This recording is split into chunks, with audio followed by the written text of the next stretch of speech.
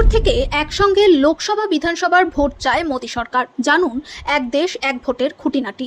বুধবারই এক দেশ এক ভোটের প্রস্তাবে ছাড়পত্র দিয়েছে কেন্দ্রীয় মন্ত্রিসভা। এরপর বিল আকারে এই প্রস্তাব সংসদে পেশ করা হবে। কিন্তু কিভাবে একসঙ্গে লোকসভা এবং সব রাজ্যের বিধানসভা নির্বাচন করানোর পরিকল্পনা করছে কেন্দ্রীয় সরকার? এক দেশ এক ভোটের পরিকল্পনা কার্যকর করতে এবার একটি কমিটি গঠন করবে কেন্দ্রীয় সরকার। প্রাক্তন রাষ্ট্রপতি রামনাথ কোবিন্দের নেতৃত্বাধীন কমিটি যে সুপারিশগুলি করেছে সেগুলিকে কার্যকর করার দায়িত্ব থাকবে এই কমিটির উপরে। রামনাথ কোবিন্দের নেতৃত্বাধীন কমিটির সুপারিশ অনুযায়ী এক দেশ এক ভোটের নীতি কার্যকর হলে দুভাগে ভোট হবে। প্রথম দফায় একসঙ্গে লোকসভা এবং সব রাজ্যের বিধানসভা নির্বাচন হবে। তার 100 দিনের মধ্যে স্থানীয় স্তরে পুরসভা পঞ্চায়েতের মতো ভোটগুলি করানোর কথা বলা হয়েছে। সুপারিশে আর কি কি রয়েছে?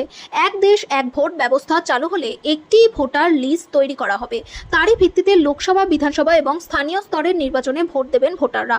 এক দেশ এক ভোট ব্যবস্থা চালু করতে গোটা দেশ থেকে মতামত নেবে কেন্দ্রীয় সরকার। কেন্দ্রীয় মন্ত্রী অশ্বিনী বৈষ্ণব দাবি করেছেন, বহু দলই এক দেশ এক ভোটের ব্যবস্থাকে স্বাগত জানিয়েছে।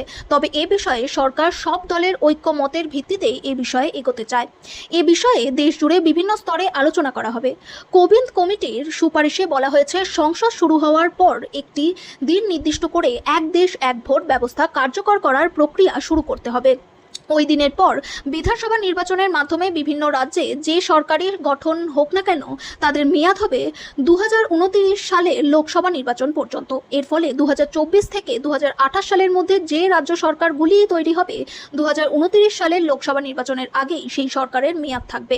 কারণ প্রস্তাব অনুযায়ী 2029 সালে একসঙ্গে লোকসভা এবং বিধানসভা নির্বাচন করানো হবে। এর অর্থ 2025 সালে কোনো রাজ্যের সরকার গঠন হলে তারা 4 বছরই ক্ষমতায় থাকতে পারবে। যদিও বর্তমান কেন্দ্রীয় সরকার পূর্ণ মেয়াদে শেষ করতে পারবে, কারণ পরবর্তী লোকসভা নির্বাচন 2029 সালেই। সংবিধানে কি কি বদল?